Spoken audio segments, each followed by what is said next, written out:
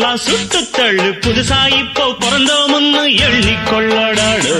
பயணம் எங்கே போனால் என்ன, பாதை 100 ஆனால் என்ன, தோட்டம் வச்சவன் தண்ணீர் விடுவான் சும்மா நில்லடா. ஊத காத்து வீச உடம்புக்குள்ள கூச, குப்பை கூளம் வத்த வச்சு காயலாம்.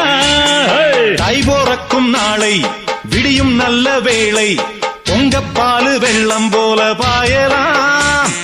அச்சு வெள்ளம் பச்சரிசி வெட்டி வச்ச செங்கரும்பு அத்தனையும் தித்திக்கிற நாள்தான்.